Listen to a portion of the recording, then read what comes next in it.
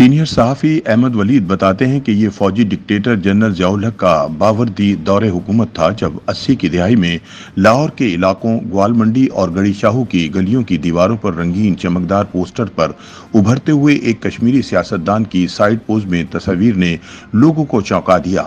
Election کے دنوں میں عمومی طور پر امیدوار بلیک اینڈ وائٹ اخباری کاغذ کے بنے پوسٹر چسپا کرتے تھے۔ ایسے میں لاہور کے معروف خوشحال اور بااثر کاروباری خاندان سے تعلق رکھنے والے میاں محمد نواز شریف پوسٹرز پر چمک دکھا کر لوگوں کو اپنی طرف متوجہ کرنے میں کامیاب ہو گئے۔ اپنے ایک کالم میں احمد ولید لکھتے ہیں کہ جنرل ضیاء کے دور میں نواز شریف وزیر خزانہ بنے، پھر 1985 کے غیر جماعتی انتخابات میں پنجاب کے وزیر اعلیٰ بننے میں انہیں کوئی دقت نہیں ہوئی۔ اس کے بعد 1988 کے الیکشن میں محترمہ بے نظیر بھٹو کی مقبولیت اور ملک گیر انتخابی لہر کے آگے نہ تو ٹھہر سکے مگر دوبارہ پنجاب کی وزارت اعلیٰ حاصل کرنے میں کامیاب ہو گئے۔ 1990 میں بے نظیر بھٹو کی حکومت کو 2 سال کی مختصر مدت کے بعد ہی گھر بھیج دیا گیا اور اگلے الیکشن میں نواز شریف اسلامی جمہوری اتحاد کی سربراہی کرتے ہوئے پہلی مرتبہ وزیر اعظم منتخب ہو گئے۔ سابق صدر پاکستان اسحاق خان نے 6 نومبر 1990 کو ان سے حلف لیا۔ پاکستان کی تاریخ میں یہ 5ویں عام انتخابات تھے اور اسلامی جمہوری اتحاد نے قومی اسمبلی میں 105 نشستیں حاصل کی، جبکہ ان کی حریف پی ڈی اے نے صرف 45 نشستوں پر کامیابی حاصل کی۔ ایم کیو ایم، اے این پی اور دیگر جماعتوں اور آزاد امیدواروں کے حصے میں 56 نشستیں آئیں۔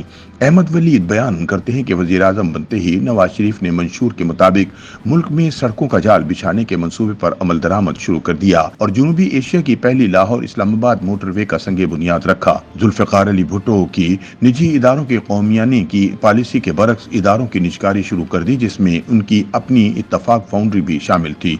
دیگر اقدامات میں مارکیٹ اصلاحات اور کاروبار کے فروغ کے لیے قوانین متعارف کروائے۔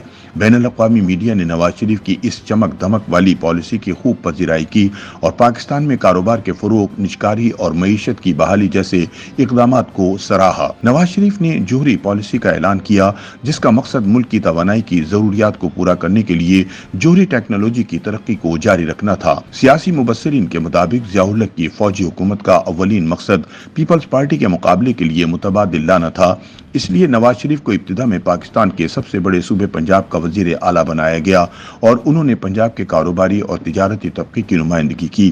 اسی دوران پاکستان پیپلز پارٹی نے اپوزیشن کا کردار ادا کرتے ہوئے اسلامی جمہوری اتحاد کی حکومت میں اسٹیبلشمنٹ کی معاونت سے اقتدار حاصل کرنے کے الزامات لگانے کی مہم تیز کر دی۔ ادھر نواز شریف کی صدر اسحاق سے ٹھن گئی۔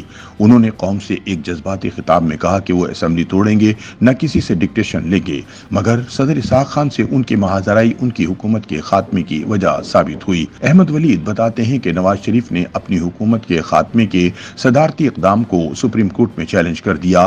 جسٹس سید نسیم حسن شاہ کی سربراہی میں قائم سپریم کورٹ کے فل بینچ نے تقریباً 5 ہفتے کی سماعت کے بعد 26 مئی 1993 کو قومی اسمبلی اور نواز شریف حکومت کی غیر مشروط بحالی کا حکم جاری کر دیا۔ Justice Sajjad Ali Shah full bench کے واحد جج تھے جنہوں نے اختلاف کیا اور اپنا طویل اختلافی فیصلہ لکھا۔ کچھ ہی عرصے بعد حزب اختلاف کی جماعتوں نے دھمکی دی کہ اگر نواز شریف نے مستعفی ہو کر انتخابات کا اعلان نہ کیا تو وہ اسلام آباد کی جانب لانگ مارچ کریں گے۔ اس بحرانی صورتحال میں army chief general Abdul Waheed Kakar نے بے نظیر بھٹو کو لانگ مارچ منسوخ کرنے پر راضی کر لیا۔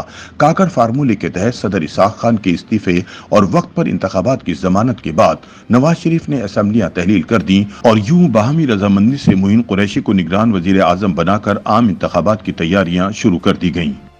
یوٹیوب پر گوگلی نیوز دیکھنے کے لیے youtube.com کی سرچ بار میں googly news T V type کریں۔ گوگلی نیوز کے پیج پر سرخ رنگ کے سبسکرپشن والے بٹن پر کلک کرنا نہ بھولیے۔ یوٹیوب پیج پر اپلوڈ ہونے والی ویڈیوز سے باخبر رہنے کے لیے بیل آئیکن پر کلک کیجیے۔ آپ کو ہر نئی ویڈیو کے بارے میں نوٹیفیکیشن موصول ہو جائے گا۔